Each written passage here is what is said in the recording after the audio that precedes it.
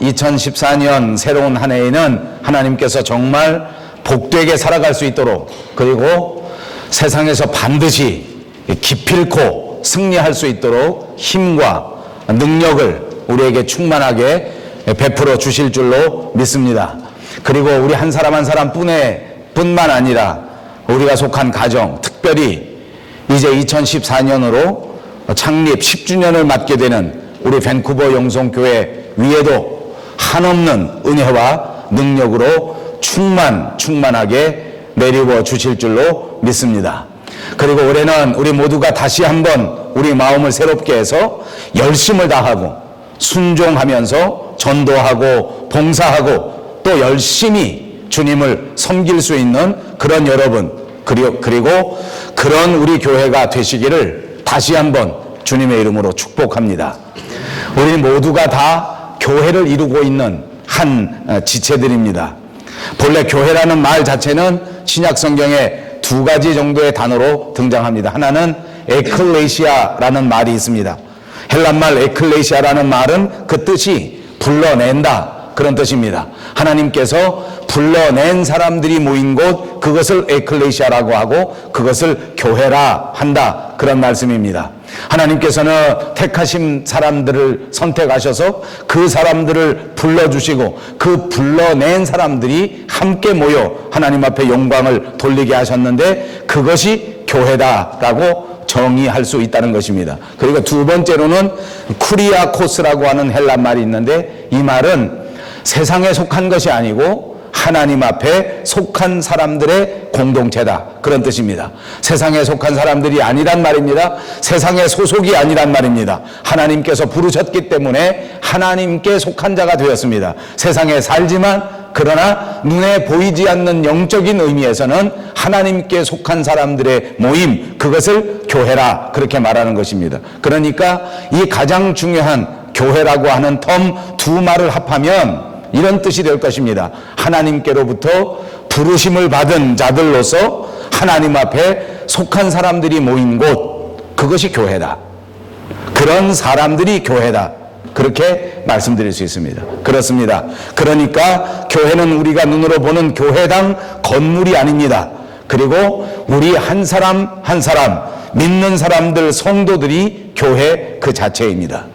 저는 우리 교회가 2004년에 설립되어져서 올해로 10주년을 맞는 뜻깊은 한 해를 맞는 이 시점에서 설립 10주년, 열심을 품고 주를 섬기는 교회라는 표를 붙였습니다. 모쪼록 이 한 해 동안에 다시 한번 우리 마음속에 열정이 회복되어지고 다시 한번 우리 마음속에 열심을 다하여 열심으로 주님을 섬기고 하나님을 섬길 수 있는 그런 교회가 꼭 되기를 바랍니다.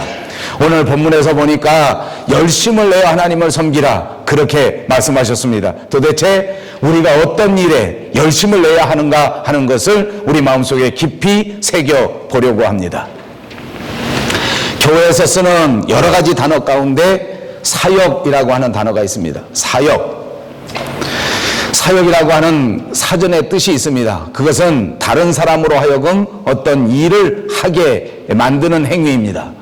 사실 무슨 일을 시키는 것, 이것을 사역이라고 하는데 그 사전적인 단어의 의미는 별로 유쾌하지가 않습니다. 억지로 사람을 시키는 경우가 있기 때문입니다. 하기 싫은데 억지로 일을 하게 되는 것, 그것을 사역이라고 하면 그건 정말 서글프고 좀 안 된 그런 상황이 아닐 수가 없을 것입니다. 강제로 시키는 것은 이것이 기쁨이 될 수가 없을 것입니다. 그러나 교회에서 말하고 있는 사역, 그것은 그런 의미는, 사전적 의미는 아니라 그 말입니다. 다시 말하면 교회에서 말하는 사역이라는 말은 영어로는 ministry라고 할 수 있는데 그것은 강제로 누구를 시키는 것은 아닙니다. 자기 스스로 자발적으로 마음에서부터 우러나와 하나님 앞에 이 일을 감당하는 신성한 행위, 그것을 사역이라 이렇게 말할 수가 있다는 것입니다. ministry라고 하는 말은 다른 말로 하면 섬기다라고 하는 말로 풀이할 수 있습니다. 섬기는 것입니다.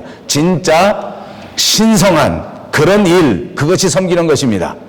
섬김에서 가장 중요한 것이 있습니다. 그것은 무조건 섬기는 것이 아니라 하나님께서 기뻐하시는 것이 무엇인지를 알고 하나님께서 원하시는 것이 무엇인지를 분명히 알고 섬기는 것, 그것이 참된 사역이요, 그것이 참된 그리스도인들이 해야 되는 일이다, 그 말입니다. 그렇습니다. 구원받은 성도들은 누구든지 열심을 품어야 합니다. 구원받은 성도들은 누구든지 그 열심을 품고 주님이 가장 기뻐하시는 일에 대하여 섬기는 사람들이 되어야 될 줄로 믿습니다. 그러므로 그리스도인들의 삶의 목표는 주님을 섬기는 것입니다. 우리 그리스도인들의 삶의 소망은 하나님을 섬기는 것이 되어야 하는 것입니다. 하나님을 섬기는 그 열심으로 이웃을 섬기고, 하나님을 섬기는 그 열심으로 가족을 섬기고, 하나님을 섬기는 그 열심으로 교회를 섬길 수 있는 저와 여러분 모두가 되시기를 바랍니다. 그렇습니다. 섬김의 정신이야말로 우리의 믿음을 지탱해주는 가장 중요한 철학이 되어야 할 줄로 믿습니다. 섬겨야 합니다. 그리고 열심히 섬겨야 합니다. 섬기는 일에 열정이 없다고 하면, 섬기는 일에 열심이 없다고 하면 그것도 온전한 믿음이 될 수 없습니다. 열심히 섬기지 않는 사람은 다시 말하면 진정한 그리스도인이 될 수가 없다는 것입니다.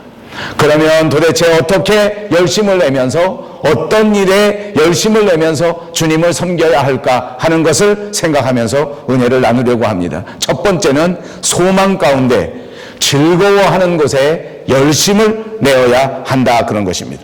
소망, 다시 말하면 바라보는 것입니다. 또 다른 말로 하면 소망은 소원이라고 말할 수도 있습니다. 우리 믿는 사람들에게 다 소망이 있습니다.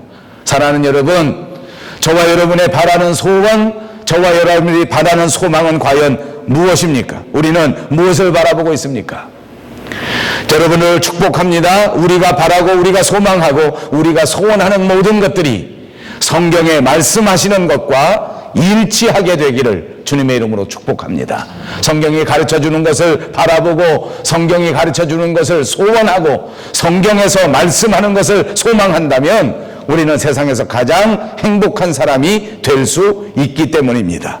많은 사람들에게 소원이 있습니다. 보통의 사람들은 돈을 많이 벌고 싶은 소원이 있을 것입니다. 우리들 가운데 많은 사람들은 자식들에 대하여 끝없는 소망을 가지고 있습니다. 공부를 잘 시키고 잘 후원해줘서 이 자식들이 잘 되는 것이 그야말로 가장 큰 소원이 되는 사람들이 많다는 것입니다. 그러나 여러분, 우리가 돈을 많이 벌고 우리가 열심히 최선을 다해서 자식들을 공부시켜 잘되게 하려는 소원이 분명히 훌륭한 것에는 분명하지만, 그러나 그것이 안타깝게도 제한적이라고 하는 사실을 부정할 수 있는 사람은 아무도 없습니다. 이것만이 우리 삶의 목표가 될 수 없다는 것을 누구나 잘 알고 있단 말입니다. 그러므로 우리는 영원한 소원, 영원한 소망을 가져야 할 터인데, 그런 영원한 소원이 과연 무엇이냐, 그 말입니다. 여러분, 한마디로 말씀드리겠습니다. 그야말로 두말할 것도 없이 영원토록 없어지지 아니할 우리의 영원한 소망은 주님을 다시 만나는 것입니다. 주님이 이 땅 위에 다시 재림하시는 것인 줄로 믿습니다. 여러분, 성경의 말씀 전체는 무엇을 말씀하는 것입니까? 우리에게 약속하신 그대로 다시 이 땅 위에 예수님께서 오시겠다고 하는 것을 가르쳐주는 말씀이라고 해도 과언이 아닙니다. 그 주님이 다시 오실 것을 바라보라는 말씀이라고 정리할 수 있단 말입니다. 주님이 다시 오시겠다고 약속하셨기 때문에 그 약속의 말씀을 붙잡고 믿고 바라보고 소망하는 것, 그것이 그리스도인의 가장 큰 삶의 기쁨이 될 줄로 믿습니다. 주님이 다시 오신다고 약속해 주신 그대로 분명히 다시 오실 것입니다. 그렇게 주님이 다시 오신다는 것을 생각하면 그것 때문에 기뻐질 수 있다는 것입니다. 아니, 오히려 그것 때문에 즐거워하라고 우리에게 권면해 주고 있는 것입니다. 그러므로 저는 다시 한번 여러분들을 축복합니다. 2014년 우리의 소원이 주님 다시 만나는 것이 되시기를 바랍니다. 주님 다시 만나는 그때를 바라보시고 그때를 소원하시면서 그때를 소망하시면서 얼마든지 즐겁게 기뻐하면서 이 땅 위에 살아갈 수 있게 되기를 바랍니다. 주님 다시 오시면 우리를 새롭게 하실 것입니다. 주님 다시 오시면 우리를 완전하게 구원해 주실 것입니다. 여태까지 불완전하게 살고 있던 우리의 몸이 드디어 영광된 하나님의 영광을 덧입는 몸이 될 줄로 믿습니다. 다시는 죄악이 없습니다. 다시는 눈물이 없습니다. 다시는 탄식이 없을 것입니다. 하나님이 해처럼 우리를 비추실 것이기 때문에 더 이상 어둠이 없을 것입니다. 그 하나님의 빛 가운데, 그 하나님의 영광 가운데 언제든지 행복하게 기쁘게 살아갈 수 있게 될 줄로 믿습니다. 이것이 우리의 영원한 소망입니다. 이런 소망이 있어야 하고 이런 소망이 있기 때문에 그 소망으로 살아가라, 이렇게 권한 것입니다. 여러분, 이 소망을 생각하고 이 소망을 붙잡기만 하면 즐거워질 수 있다는 것입니다. 우리는 이 소망 가운데 즐거워하는 사람들이 되어야 합니다. 저와 여러분이 살아가는 이 땅, 특별히 밴쿠버, 그렇게 간단치 않습니다. 2014년에도 살기가 그리 쉽지 않을 것입니다. 그러나 밴쿠버의 삶이 아무리 외롭고 아무리 간단치 않고 아무리 힘들다고 할지라도 이 밴쿠버 땅 위에서 다시 오실 주님을 바라볼 수만 있다면, 다시 오실 주님을 소원할 수 있다고 하면 우리는 즐거움을 회복할 수 있다는 말입니다. 오늘 우리가 같이 읽지 않았지만 본문 11절 뒤에 나오는 12절에 우리에게 권면하지 않습니까? 소망 중에 즐거워하라. 소망 중에 즐거워하며. 그렇습니다. 마음에서부터 우러나오는 즐거움이 우리 삶에 필요하단 말입니다. 샘솟듯이 솟아나는 즐거움이 있어야 우리가 행복하게 살 수 있단 말입니다. 마지못해서 환경 때문에 그냥 억지로 하나님을 섬기는 것이 아닙니다. 누가 강요하기 때문에, 누가 자꾸만 귀찮게 하기 때문에 하나님 앞에 나오는 것이 아닙니다.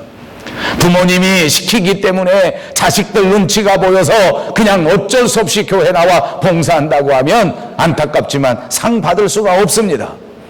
언제나 즐거운 마음으로 주님 앞에 나오셔서 즐거운 마음으로 주님 앞에 섬기고 봉사하시기를 주님의 이름으로 축복합니다. 어떻게 즐거운 마음을 가지고 봉사한단 말입니까? 그것이 바로 소망입니다. 그 소망입니다. 예수님 다시 만나는 소망을 회복하십시오.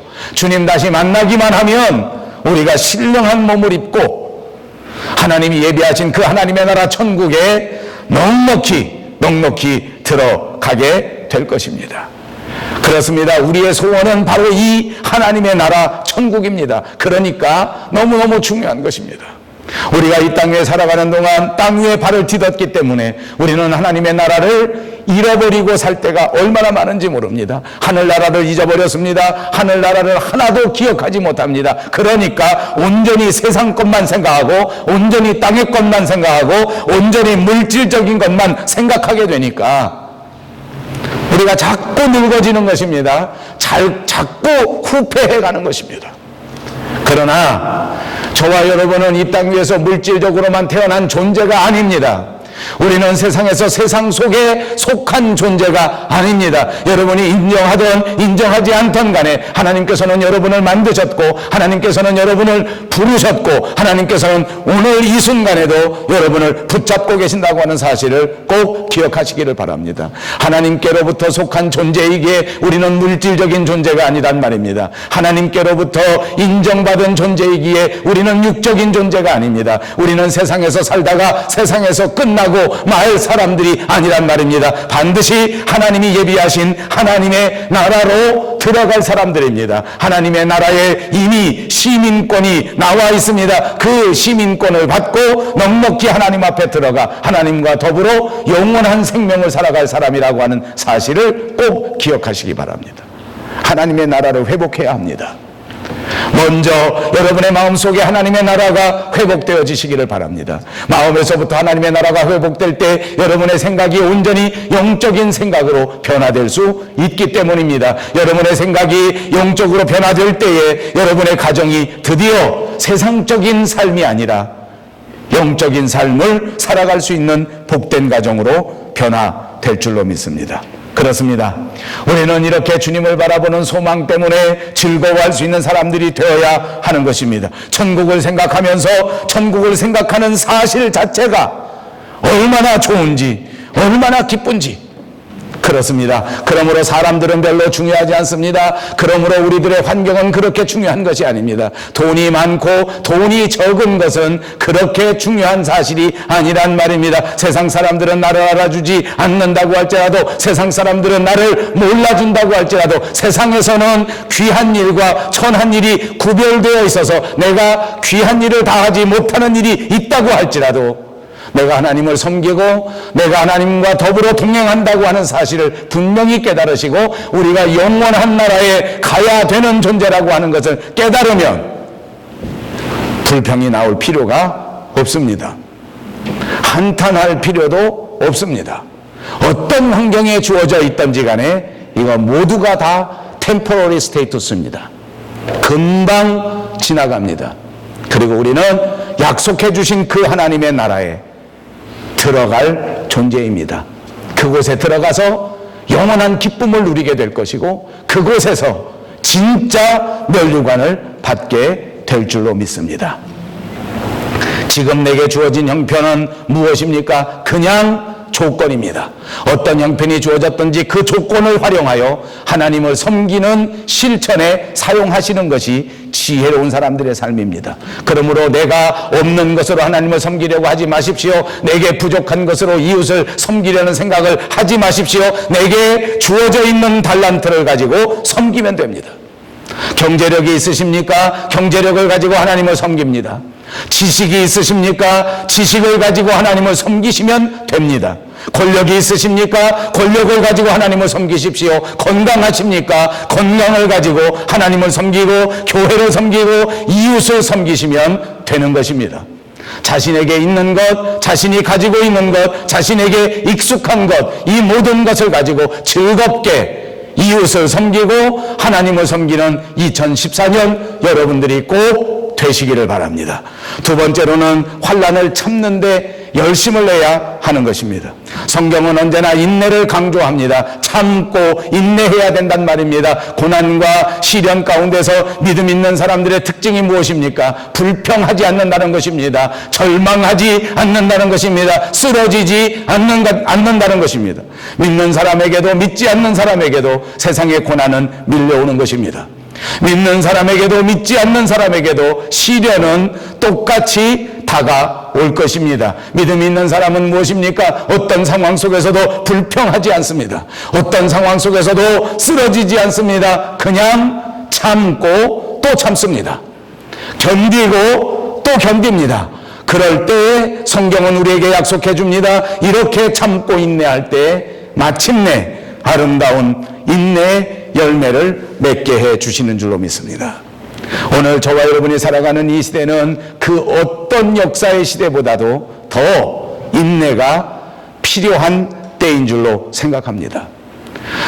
저와 여러분들처럼 이 땅 밴쿠버에 와서 캐나다 이민 생활하는 사람들은 한국에 사는 사람들보다 훨씬 더 인내 그리고 참는 것을 경험해야 되는 사람들입니다.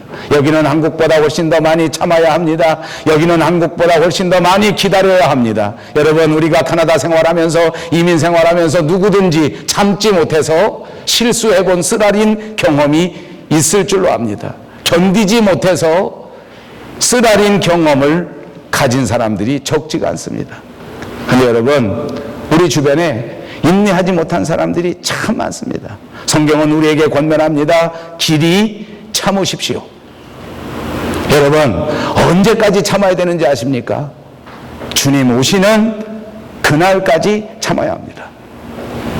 농사를 짓는 농부는 농사 지을 때에 이른 비를 기다립니다. 농사 지을 때에 늦은 비를 기다립니다. 왜요? 열매를 바라보기 때문입니다. 열매가 맺혀질 그때까지 끊임없이 계속하여 기다리는 것입니다. 잠시 비가 오지 않는다고 그만둘 수가 없는 일입니다. 잠시 비가 오지 않는다고 주저앉아 원망하고 불평할 수가 없는 일입니다. 언젠가는 열매를 바라보고 그 열매 때문에 참으면서 기다리면서 인내해야 되는 것입니다. 여러분, 믿음의 삶이라고 하는 것은 인내의 삶이라고 해도 틀린 말이 아닐 것입니다. 우리 한국 사람들은 특별히 빨리빨리 문화에 아주 우수한 민족입니다. 조급함으로 따질 때 세계적인 민족에 분명합니다. 그러나 참고 인내해야 해야 되는 것을 꼭 기억하시기 바랍니다. 여러분, 참고 인내하면 어떻게 되는지 압니까? 참고 인내하면 반드시 열매가 맺어집니다.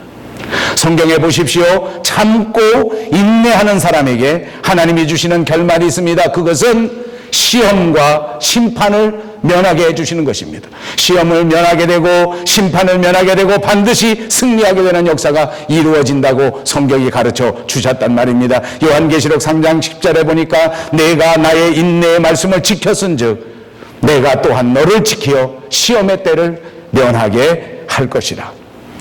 여러분, 노아는 100년이 넘는 시간 동안에 방주를 만들었습니다. 그 방주를 만드는 엄청난 시간 100년 동안 오랫동안 참고 또 참고 인내하였습니다.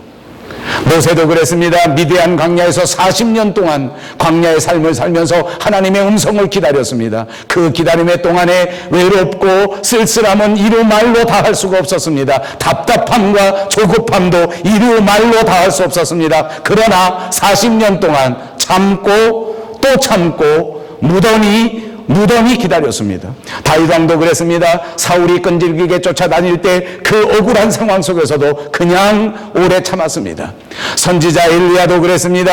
아합과 이사벨이 그렇게 핍박하는 데에도 그냥 참았습니다. 그 억울함을 토로하고 싶은 마음이 굴뚝 같았지만 그러나 하나님 앞에서 믿음으로 견디고 또 참았습니다.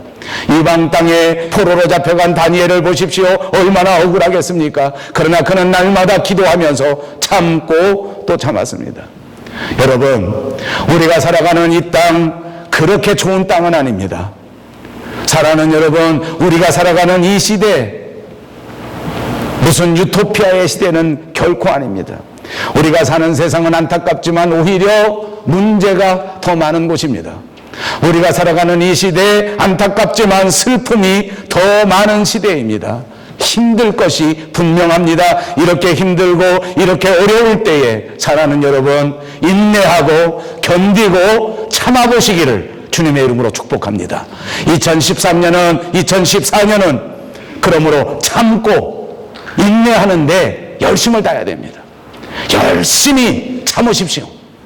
열심히 견디십시오. 반드시 하나님께서 열매로 축복하시고 반드시 하나님께서 심판을 면제해 주시며 승리의 면류관을 씌워 주실 줄로 믿습니다. 영국에서 가장 위대한 철학자요 영국의 유명한 과학자였던 아이삭 뉴턴이 그렇게 말했습니다. 내가 이 세상에서 지금까지 발견한 것 가운데 가장 위대한 발견은 인내였다. 그렇습니다. 예수님 다시 오시는 그날까지 저와 여러분이 끝까지 인내하시기를 바랍니다. 예수님이 찾아오셔서 모든 것을 갚아주실 그 찬란한 면류관, 그 찬란한 영광을 바라보시고 얼마든지 견디고 얼마든지 참아내고 얼마든지 인내하는 여러분 모두가 되시기를 주님의 이름으로 축복합니다. 마지막 세 번째로는 2014년에 우리가 기도에 열심을 내는 사람들이 되어야 될 줄로 믿습니다. 여러분, 새해인데 여러분들이 잘 아는 우승 이야기 하나 하겠습니다. 모두가 잘 아시는 예화의 내용이라고 생각합니다. 옛날 어느 한 선비가 산속을 지나갔을 때의 이야기입니다. 깊은 산속을 지나가다가 호랑이를 만났답니다.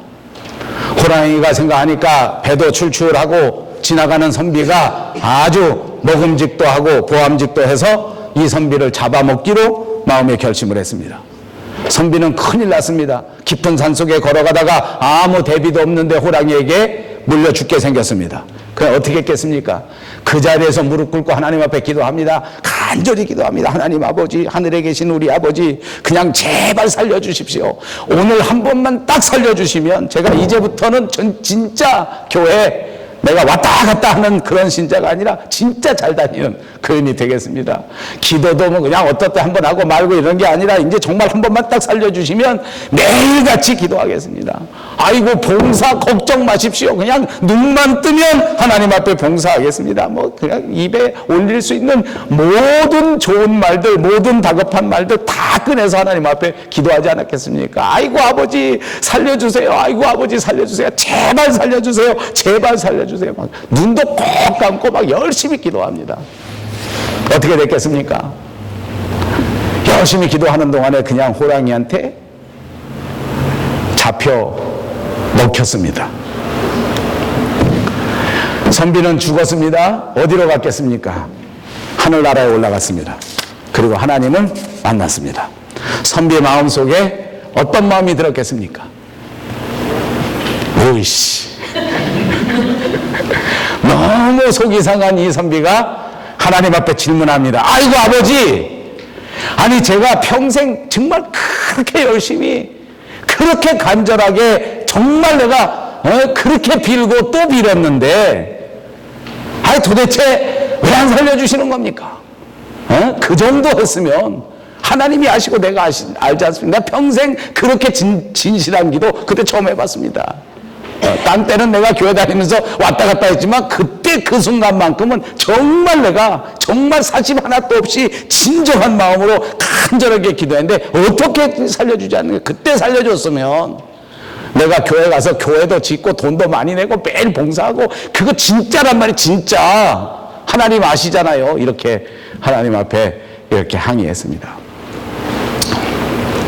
하나님 뭐라고 대답하셨겠습니까? 아들아 다 안다. 이게 진짜였나 봐요. 하나님도 그 마음을 다 아셨어요. 그래요. 호랑이 앞에서 거짓말로 기도했겠습니까? 진짜 이 선비를 살려주었으면 교회 가서 정말 열심히 일하는 교인이 됐을 거예요. 하나님도 그렇게 인정하셔요. 근데 하나님이 왜 죽게 만드셨나? 그 선비가 열심히 기도할 때에 하나님 앞에 또 다른 기도가 올라왔다는 겁니다. 그 기도는 누가 한 기도겠습니까? 호랑이가 한 기도입니다. 주여 일용할 양식을 주셔서 감사합니다. 아버지, 그리스도인들이 드리는 기도는 영혼의 호흡입니다. 그러니까 그리스도인들은 기도하지 않으면 살 수가 없는 것입니다. 하나님을 믿는 우리 그리스도인들은 날마다 하나님 앞에 기도해야 합니다. 그런데 믿지 않는 사람들도 기도한다는 것입니다. 여러분 불신자들을 보십시오. 그 사람들이라고 기도 안 하는 줄 압니까? 기도합니다. 여러분 다른 종교에 가보십시오. 어떤 종교에도 기도는 다 있습니다.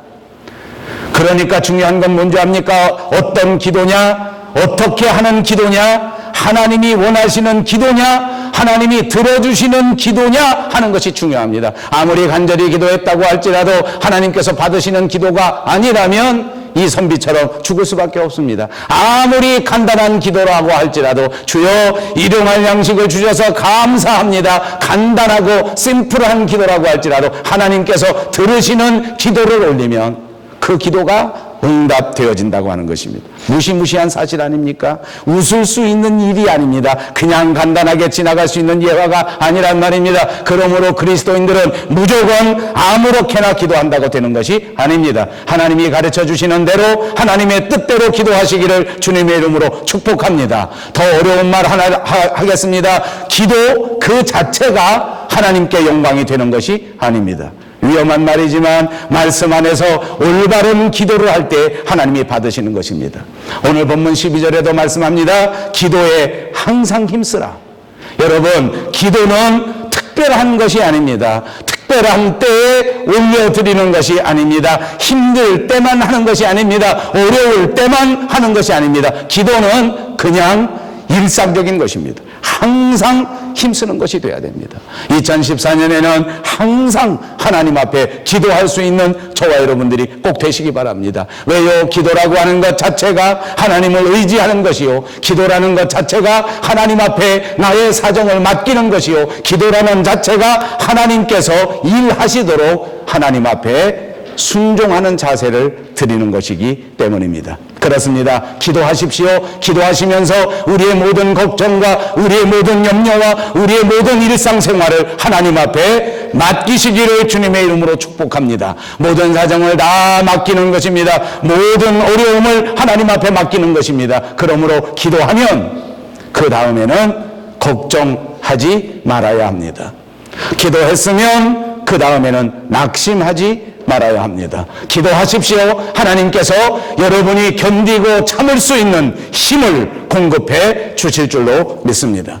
마틴 루터 킹 목사가 말하기를 세상 사람들에게는 정말 으뜸이 되는 것이 어렵습니다. 세상적인 성공은 쉬운 것이 아닙니다. 왜냐하면 세상에서 성공하려면 힘이 있어야 되기 때문입니다. 세상에서 성공하려면 많이 배워야 하기 때문입니다. 세상에서 성공하려면 여러 가지 배경이 하나님께서 갖추어 정말 맞춰져야 살아갈 수 하기 있도록. 때문입니다. 그러나 여러분, 세상에서 그리스도인이 성공하는 일은 어떤지 아십니까? 승리할 수 있도록 너무나 힘과 너무나 쉽습니다. 능력을 우리에게 충만하게 2014년 베풀어 우리 주실 줄로 빈쿠버 용성교회 믿습니다. 모든 그리고 성도들 우리 한 사람 한 사람 모두가 다 뿐만 아니라 신앙에서 우리가 속한 가정, 으뜸이 될 수 특별히 있는 줄로 믿습니다. 이제 2014년으로 예수 그리스도가 10주년을 맞게 우리의 되는 으뜸이십니다. 우리 밴쿠버 용성교회 그분은 힘으로 성공하신 분이 한없는 은혜와 그분은 능력으로 섬기는 충만 땅에 충만하게 내리고 먼저 주실 양보하시고 줄로 믿습니다. 먼저 그리고 치시고 우리는 우리 모두가 먼저 다시 한번 우리 죽어주시고 마음을 새롭게 해서 먼저 열심을 섬기셨기 다하고 때문에 순종하면서 그 성기와 전도하고 완성을 통하여 봉사하고 또 왕이 열심히 되신 것입니다. 주님을 그러므로 섬길 우리 수 있는 그리스도인들은 그런 섬기면 여러분 성공하는 그리고 것입니다.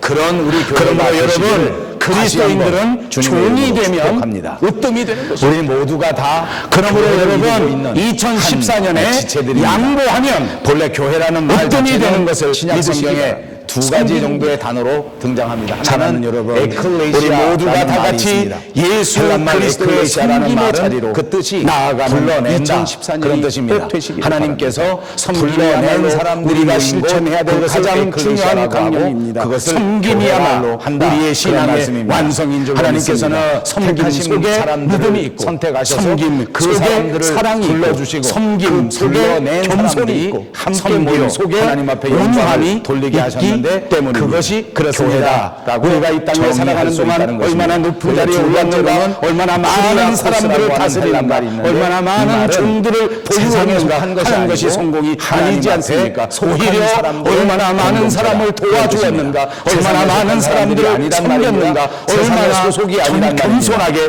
낮은 자리에서 하나님을 섬겼는가에 따라 판단은 세상에 살지만 그러나 예수님 때문에 영적인 의미에서는 예수님 때문에 손해보는 일, 예수님 때문에 고난받은 일이 있다고 할지라도 이것을 십자가의 훈장으로 교회라고 하는 믿음의 자랑으로 여기실 수 있는 저와 여러분들이 하나님께로부터 부르심을 받은 자들로서 손해가 아니기 때문입니다. 여러분, 섬기는 것은 결단코 손해가 아닙니다. 섬기는 자가 반드시 열매를 맺고 크게 되는 것이요, 종이 되는 자가 반드시 예수 그리스도 오실 그때에 높은 자리에 으뜸으로 올라가게 될 것을 믿으시기 바랍니다. 믿는 사람은 2014년 저와 여러분의 그 자체입니다. 열심으로 저는 우리 교회가 섬기는 2004년에 설립 먼저 낮아지는 것입니다. 먼저 겸손해지는 것입니다. 먼저 종이 되는 것입니다. 열심을 기도에 힘쓰십시오. 섬기는 그리고 참고 인내하십시오. 붙였습니다. 그리고 열심히 모쪼록 이 한 해 동안에 다시 주를 한번 섬기는 우리 마음속에 여러분들이 열정이 회복되어지고